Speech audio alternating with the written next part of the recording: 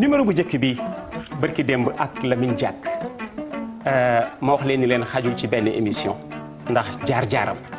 deuxième bi moo nekk nii ci numéro bu njëkk bi am na ci passage bu mu waxtaanee Senghor c'est vrai que Senghor kontaanoon na trop ci bain de foule boobu que Lamine Diack plongé woon ñëpp di ko tàccu muy laajte lu xew mu kontaan ci trop. il ne s'était pas trompé de partenaire parce que daf ko jëli def ko commissaire au sport tey jii c'est le ministre des sports ñu ànd ak moom pendant très longtemps. Lamine Diack il me l'a rappelé tout à l'heure il fut aussi maire de Dakar mais comme je vous l'avais promis ci Senghor la ñu tëjewoon numéro bu njëkk bi Senghor la ñu ubbee numéro bu mujj bi. Senghor il ne s'en cache pas nee na il fut athlète à la Jeanne d'Arc nee na mos na am licence u athlétisme à la Jeanne d'Arc mais il aimait bien le foyer France Sénégal ñu ne ko pourquoi mu ne bi mu nekkee prisonnier de guerre foyer ñoo ko daan envoyé colis de temps en temps Lamine am nga ci école loolu. wax na ma ko. wax na la ko. parce que waaw bi ñu njëkkee waxtaan bi ma nommé parce que daf ma nommé le 18 juin le 19 ñu daje. waaw ñu waxee nag ñu defee suñu final bi ba pare mu laaj ma ne ko may entraîneur yi foyer France Sénégal mu ne ma man GIA la ma ne ko waaw d'accord xam naa ko. man mu foyer oui c'est un grand club suba conférence bi ma defoon en 1937 à la chambre de commerce sur les langues nationales ñoo ma fayaloon billet ñoo ma invité woon. foyer waaw. mu ne ma bi ma nekkee prisonnier de guerre itam tous les mois je recevais un colis du foyer France Sénégal. colis ba nekkati mburaake la woon. mburaake la daan doon. en tout cas daan na recevoir colis. xam nga ko papa ji Fall Fall ba leen ko yónnee daan na recevoir. colis chaque tous les mois. bu ko foyer France Sénégal. bind na ko wax na ko. il a rendu hommage au foyer France Sénégal qui était son adversaire. parce que nee na licencié la nekkoon à la Jeanne d'Arc comme athlète. alors kon ak Lamine ci deuxième partie bi on va se jeter ci yenn xale yi li ngeen gën a xam.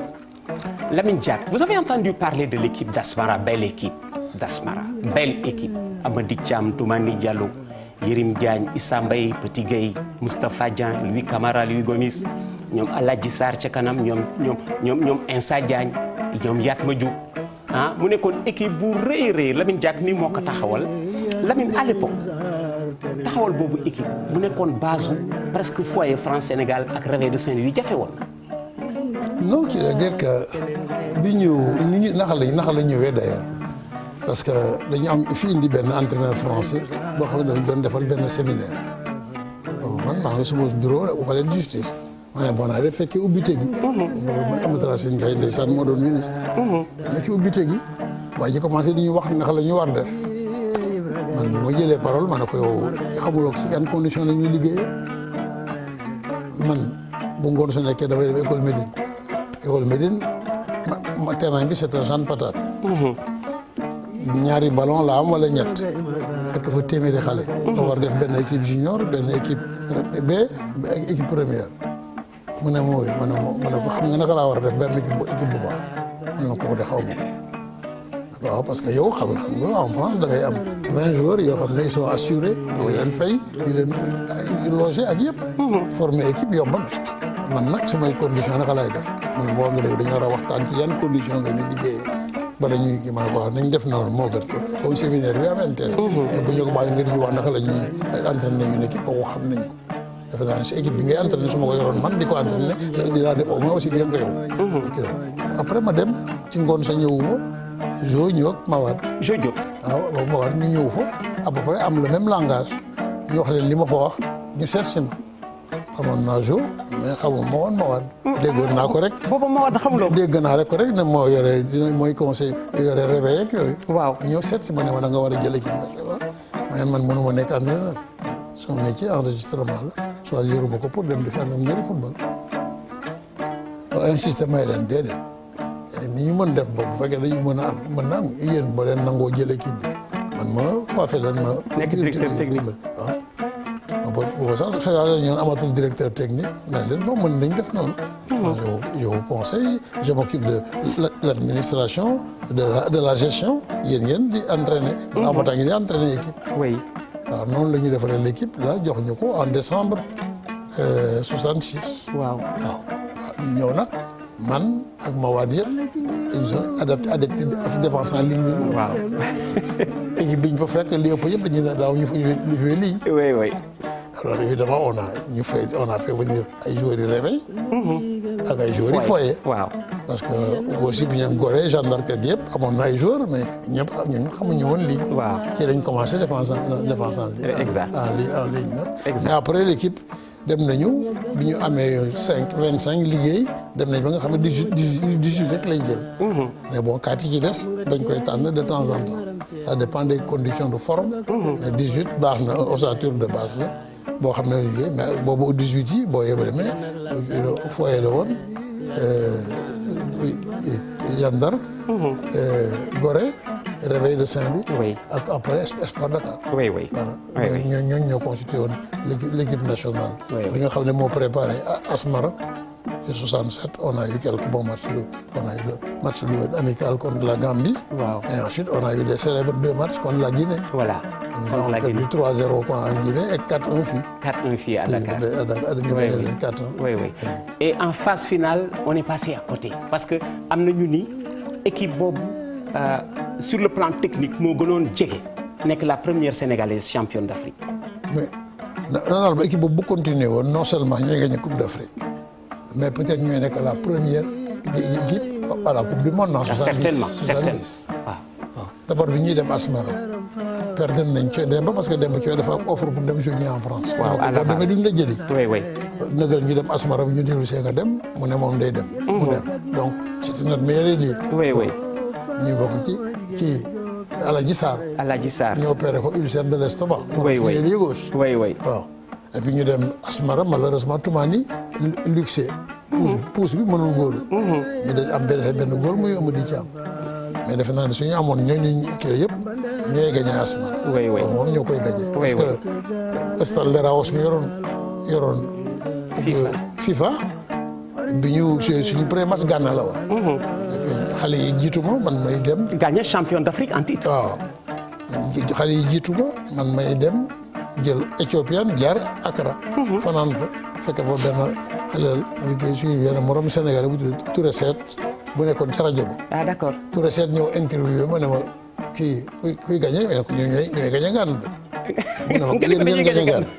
alors il ñu interview comme je parlais anglais ma wax ko. waaw les Ghanéens wutal ma Mercedes bu weex yóbbu ma ba ci avion bi dugal ma ne ma au moins di nga jël si bi ma ne baax na. ñu dem ba ñu demee bi ñu égalisé am 2-2. gëmewuñu. ils ont égalisé 2 fois. voilà 2 fois à 1-0 et à 2. voilà donc bon on a fait 2-2. Ensuite, nous avons battu le Congo, Brazzaville, et on a perdu ni nga ko xamee à la dernière minute contre le Congo Kinshasa. mais Stan Leraus dafa ma wóolu ci Alcantara yow. waaw nga pare mu ne ma digg na yaay entraîné équipe bi ma ne ko waaw ak yeneen maa ngi ma waa dëkk kii. mu ne ma foo jëlee fee jàngi entraîneur ma ne ko jànguma ko si suma carrière j'ai lu. mu ni foo jàngee entraîneur. ma ne ko def ma formation d'entraîneur de man inspecteur des impôts la comment amu leen benn étranger bu leen ma ne ko mu ne ma non. mu ne ma c'est pas bon daa ko si bu yàgg mu ne ma xam nga bu amoon coupe du monde 60 minutes yéen kenn du leen gagné yéen a champion du monde. match 60 minutes. 60 minutes mu ne ma. parce que dafa wax ni Sénégal mënuñu def 4 minutes. ma ne ko lu tax mu ne ma parce que mosuma gis équipe bu jouer aussi vite que vous et surtout équipe boo xam ne. bu ñu yoree ballon bi il y a 5-6 joueurs concernés. est-ce que. par l'action. foofu la ñuy fa xamante ni football. wax na dëgg football loolu la. football kuy football à 2 football loolu 3 4 football balaa mu yegg à certain niveau. mu mel ni damier. bu ñu yoree bal ko nekk xamul la war a def. boobu toll woon nañ ci.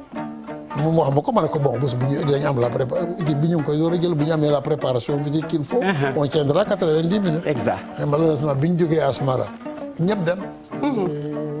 bu ñëpp demul woon. kon ñun ñooy dem 70 ñëpp dem en France en Europe. waaw dem en Europe. on a perdu 12 joueurs. bu ñu resté woon ñun ñooy qualifié 70. il y avait un qualifié africain ñooy dem Mexique. je te rappelle le Maroc on a def match Maroc nous a battu chez lui. ñu gagné ko à Dakar ñu def match d'appui. fële à Las Palmas. arbitre bi sax ci ñu gagné. monsieur Pentado la tudd. Pentado waaw. am na arbitre yoo xam ne kenn du fàtte seen tur. monsieur Pentado bi match bi tasee match espagnol ñu doon woy Pentado Bandido. ñu ne Pentado Bandido. mais Lamine xam nga à l'époque. dama naan dañu woon compétiteur. mais ñun sax mënoon nañu recuser arbitre boobu. un espagnol di arbitre ay Maroc. attention récuser dañ ko mooy indil problème. buñ ñu nee espagnol kii bi d'abord kii la Las Palmas la. ah waaw. ñu ne waaw ok mais bi ñu ne arbitre espagnol dañ ko récusé dañ ne leen non ñu jox arbitre espagnol bu tëddee ñu naan arbitre italien wala leneen. ñu arbitré ñu. mais ils l'ont maintenu. ñu gagné ñu. oui oui kon ñi daan dégg éloge équipe bu Asmara suñ ko déggee ci kàddu Lamine Diack gën a rassuré parce que man j'ai toujours soutenu que c'est l'équipe sénégalaise la plus technique de tous les temps Stella Rance président FIFA nee na que su ngeen demoon coupe du monde match yi di 60 minutes yéenay gagné coupe du monde parce que boobu temps yéen a fi dàq football. Majoub Fawzi a tenu les mêmes propos l'entraîneur tunisien jotuloo ko rencontré Majoub Fawzi. il fait journaliste. waaw. Fawzi waaw Fawzi était avec nous Fawzi est venu même faire ici bi ma yoree foyer. waaw boobu ñu am numéro du football. oui boo xam ne y a un numéro spécial boo xam ne il est venu discuter avec moi de la défense en ligne parce que nous étions l'équipe qui jouait le mieux. oui oui la défense en ligne au monde. oui oui en Afrique ak yooyu bon monde ñu ngi daan comparé ak ñun ak Anderlecht bu Sénégal bi. waaw ñu naan ñun ñaar kan moo daax. waaw alors ils étaient venus voir ici comment on jouait. maa ngi fàttaliku bi Bamba Diarra demee Amiens te yàlla Adja Seynou bu wutal ko passeport mu dem Jaraaf kii yëgul boobu may ministre maa ne gars yi bu leen ko jox autorisation de sortie alors waa Amiens ñoo fekk si moom Jeux olympiques yi Munich. ñëw le président ak l'entraîneur Grillon qui était l'entraîneur de l'équipe de France amateur. Grillon waaw ñu ñëw ne ma dañu la seet si woon dañu bëggoon daal ñu jox bàyyi ba mu mel ne ko yéen affaire bi film bi Tarzan la ñëw suñu yoon dem seen yoon. da ngeen jël contact ak club bi régler les problèmes de tout yéen war wax lépp et deuxièmement Bamba jàng alxuraan la jàng tubaab ñu ne ko yëg nañ ko. mais xam nañ ne il doit faire de la carrosserie automobile on lui fera une formation dans ce sens là ñu waxtaan bay bëgg a tàggaloo bi Grillon ne ma xam nga yow yaa tax ma xam ne footballeur da nga ko war a wax ak moom. man footballeur dama daan joxe consigne rek ne exécution. ma ne ko naka mu ne ma parce que ki fa jëkk a ñëw Yatma Diop la mu ne Yatma moo jëkk a ñëw. waaw Yatma Diop bi kooku dafa ñëw qualifié wul ma match coupe ñuy joué défense en ligne ñu dem à la mi-temps on était mené 2-0 bu dugg ci vestiaire bi rek mais ni mooy entraîneur.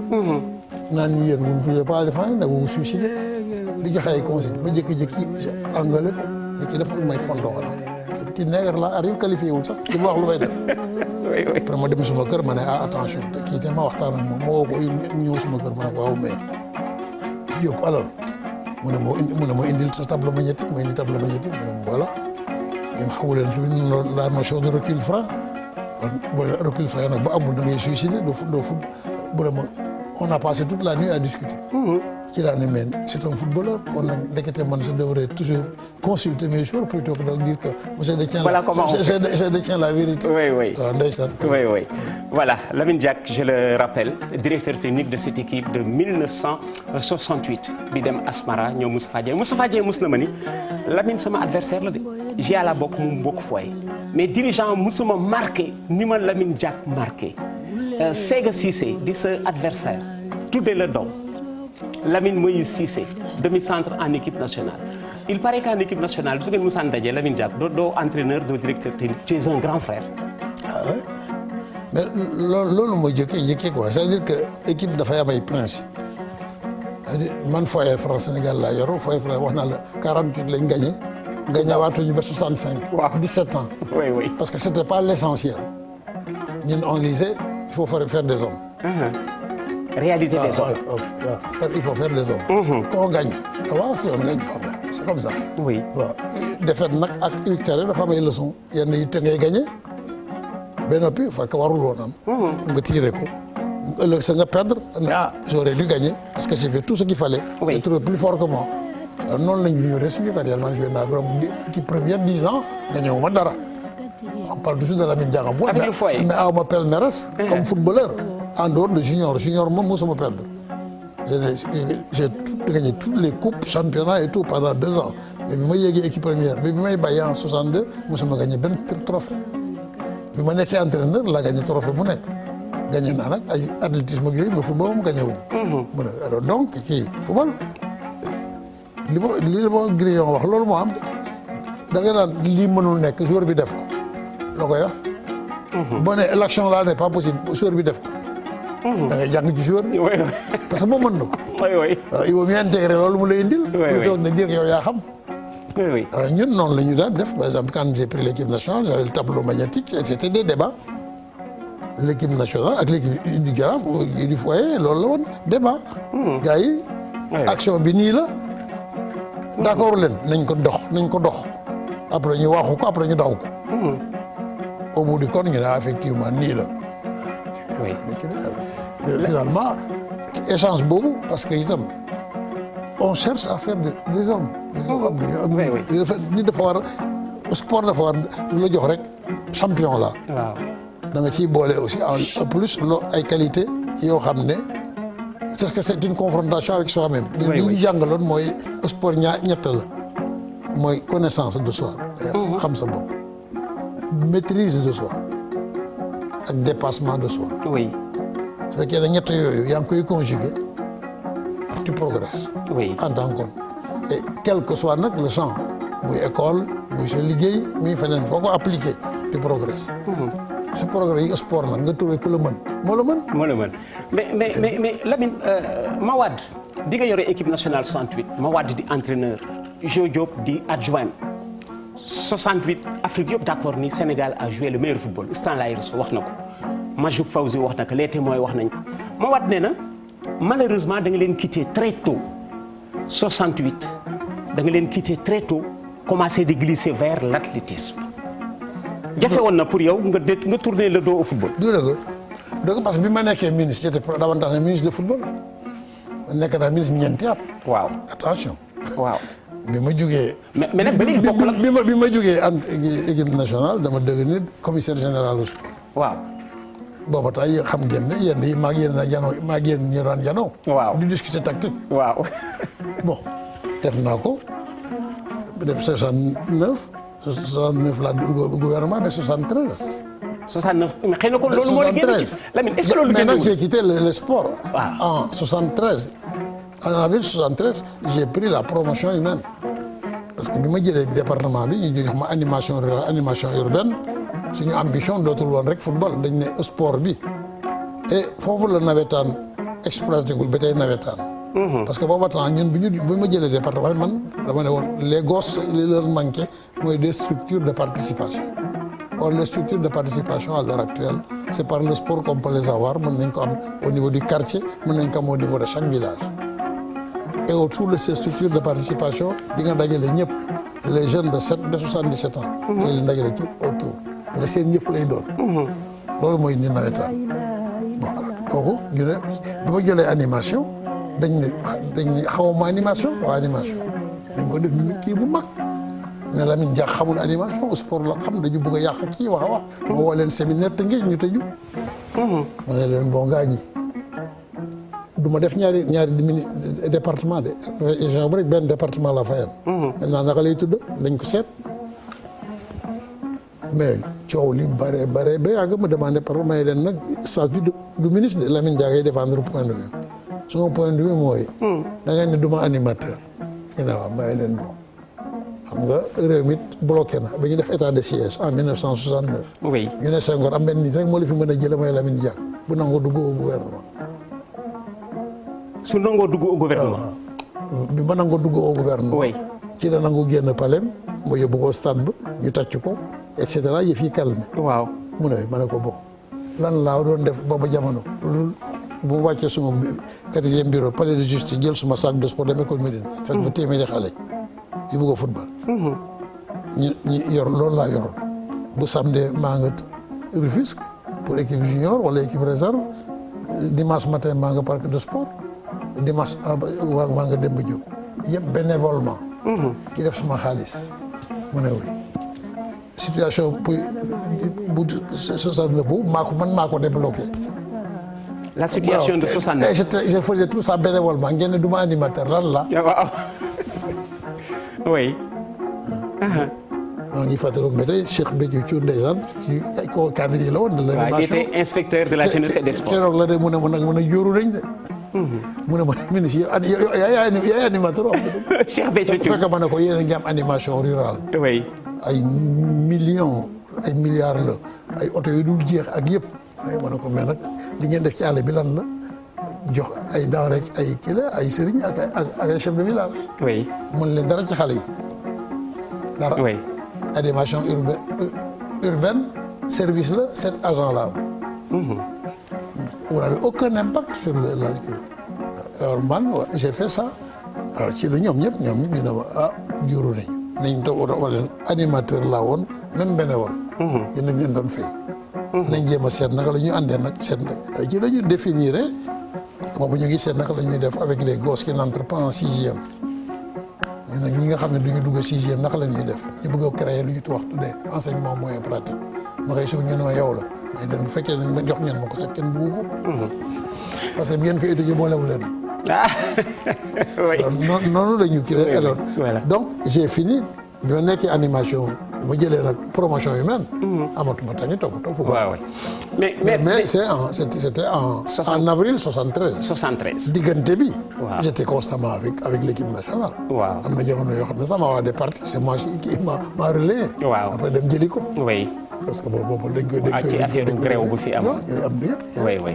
alors mais Lamine football bi sport bi léegi dafa menacé au Sénégal c'est devenu très cher club yi attanuñ ko yaa ngi dégg suñu paysans yi nga xam ne ñu ngi ci professionnalisme bi ñuy wax léeg-léeg nga dégg joueurs yi ñu naan ñi ngi grève parce que arriéré de salaire ban lecture nga am ci paysage sportif bi en ce moment ak difficulté yi. ba écoute immanquablement je pense fa lañ jëmoon parce que. am na perspective yoo xam ne dessiné woon nañ ko déjà il y a 40 ans mais c'est un travail de longue haleine. oui. ba arrivé maintenant à asseoir un professionnalisme kii ñoo xam ndax Sénégal lay doon ndax Afrique de l'Ouest lay doon non sax ndax zone 2 lay doon Ablaye bil fàttali ne après la guerre. ñoom Maguette Diack ñoom Sodio Goumier ñooñu ils ont créé la Coupe d'Afrique continentale française d'Afrique de football. oui. Ils l'ont joué bi ñu koy dernière édition bi c'est le jeune gagné en 1959. oui. Il y avait 253 clubs engagés. exact. boobu temps ñooñu ils avaient des perspectives kii la ba ñu koy def boobu dugg avion jafe na. jafe na mais day feeñ ko. oui oui. ñun itam boobu la ñu jëlee kii lañ waroon commencer ne bon léegi restructurer nañ club yi nañ créer les infrastructures de base et on travaille on opte et on ne peut pas le faire sans y mettre des moyens. oui. L'État ne peut pas dire ça ne me regarde pas dans un pays en développement mënul nekk. ku nekk dans ay sponsor dinañ ko def c'est des histoires. Il y a une option gouvernementale qui dit bon écoutez on va structurer notre football on va structurer notre sport et cetera on y arrive mais il faut y mettre un minimum de moyens. minimum de moyens amuñu ko nag plusieurs fois ñaata lañ fi def des projets defar boucler dossier football projet bi def ko yëpp tëj ko. waaw ba tey le pauvre Ibou Ndaw Kébé. ak yëpp jël président fédération ñëw ma ne la li nga war a njëkk a def. mooy jël dossier boobu réforme boobu toppatoo ko moo gën ngay toppatoo équipe nationale parce que équipe nationale du football. équipe na ba toppatoo équipe nationale du am football dem nañu am na jamono yoo xam ne amatuñu sax championnat. parce que tout le monde était polarisé sur l'équipe nationale. oui oui. loolu yëpp nag tu le payes. léegi nawetaan yeeg yooyu sax na. léegi boo nee ñaari tali contre xandaalu. wala yooyu. stade bu fees tu as plus de public que boo nee. jaraaf oui c'est vrai c'est vrai. yegg nañu ci. oui oui. te ko waxoon naa leen au départ na ci ngeen jëm. buñ ne agsi na Sandial dafay football ak. Rëbës xandaalu. waaw dañuy football Iba Mar. da ngay gis quartier Rëbës yëpp jug. Sandial yëpp jug ñu wàcc ak seen i siko. oui oui stade ba. oui oui. tout le monde est concerné. alors kenn mënoon nag bâtir un truc sans appui populaire man nekk naa fi président Jaraaf. waaw dellu si naa en 1992 93. oui dama leen dajale ne leen ñëwuma fi pour kuy gagné coupe ak championnat gagné nañ ko ñaata. bataille wax dëgg yàlla. yaa ma defal interview. si tegal ma ko. oui. ma wax leen ne naka la ñuy def dañuy am ay sociaux dañu naan ku bëgg a nekk membre Jaraaf da ngay cotiser au moins 1000 francs par mois. au moins 1000. waaw bu bëggee am baat. y avait plus de muy 12000 francs par an. oui. est-ce que mën nañ fexe ba am 10 000. waaw yu def loolu. oui. ñu ne waaw may leen buñ ko ñu ne ëpp na ko mu ne waaw buñ ko amee ci biir dinañ am koo xam ne dinaa ne man mën naa joxe 5000. dina am ko ne man mën naa joxe 25000. dina am ko ne man mën naa joxe 50000 parce que mu ngi koy joxe mën na ko. ëllëg peut-être vous avez un budget boo xam ne c'est de 200 millions. yoo xam ne ay côté kii sociaux yee koy indi. oui oui. deuxièmement nañ wuti fu ñu dëkk école xajatuñu point E ak kii ma dem yem ñu jox ma 5 hectares mais dañ leen jël 5 hectares yi nag définir le programme du Jaraaf de demain ñaata terrain football ñaata terrain basket ñaata siège yëpp. oui oui. bi ñu ko commencé di def man léegi nag ñëpp dañuy adhéré waat ñu informatiser suñu club Badara docteur Badara Diouf moo ko yoroon mais en 2 mois nous avions 2992 adhérents. Dont certains disaient on paye 5 000. Et seulement à Dakar, hein? Oui, alors bu continuer woon. waaw continue peut-être que. voilà au bout de 2 ans daañu am suñu 10 000 yi. voilà daañu commencé tous les week-ends wala suñu amee temps dem fa di mur suñu. école 5 hectares yi. waaw. ëllëg boo dee dama bëgg a waxtaan ak Real de Madrid pour ñu jumeler liggéey ñu ñëw gis li nga am ñu ne ay ca. ay ca waaw. xam ni dara ngi fi. dara ngi fi mais defoo dara yaa ngi ci ba tey kuy gagné coupe final. gagné coupe championnat du Sénégal damay dem coupe d'Afrique de premier tour ñu dàqal. voilà voilà mooy coow li bis bu nekk mën leen passé nañu léegi fu ñuy demee championnat ak coupe du Sénégal. foog club yi dellu si vie de club mais Lamine gis nga nee naa tout à l'heure ñaari émission doyuñu bi léegi nii di jeex. ba ñett dina. dama lay éviter ñett bi mais ak nag question wu sportif yi. nee nañu ñu ngi lay xaar pour def le président de la République loo ci xalaat. xam nga question boobu moom mënuloo ci échappé. ñoom. ñëpp nee nañu Lamine Diack dana nekk candidat ou pas na ñëw ñu def ko président ñun sportif. ñoom buñ ci décidé mu am. buñ ko décidé. ñoom xajuñu fenn. ñoom ngay ne sportif yi. xajuñu fenn. kon ñoom ngay nekk. c'est le plus grand parti politique. mango le sport c'est le plus grand parti politique kon Lamine ma bàyyi la nga tëj waxtaan wi. ñu tàggoo ak plaisir nag laa waxtaan ak yow tey. Ablaye dellu di la gërëm di la sant rek ci jamono yi ñu toll weeri koor bi nga woo ma. jërëjëf Diack nee nga dama jàppoon mais li ma bàyyi ñëw fii lii ay tiyaaba la. jërëjëf Diack jaroog Sénégal yëpp ñu bokk waxtaan ci loo xam ne mooy sama passion yi vie yëpp. maa ngi ci fête su bay 78 ans ñaar fukki at ak juróom-ñett yàlla xet dolli quand même bu mu nekk vie boo xam ne dafa da nga te départ ñu jox ay valeur yàlla yii nit day jub nii lay da war a doxalee et cetera jàngal la ko ba nga miin ko tàmm ko nga yàlla defal la ay sutura nga maintenir ko mener une vie jaar naa fu nekk ba yàlla def yaa ngi wax ni maa ngi def fii ni maay président fédération internationale d'athlétisme gars yi biñ ma koy def dañ ma laaj ma ne leen mu fi ma jaar la waaw fi ma jaar man dañ ma yar waaw dañ ne ku dul toppee doo jiitu. déedéet ku dul toppee. doo jiitu est-ce que. man dañ ma yar. oui. man maa ngi bokk ci génération bi nga xam ne suma baay yu bari laa amoon.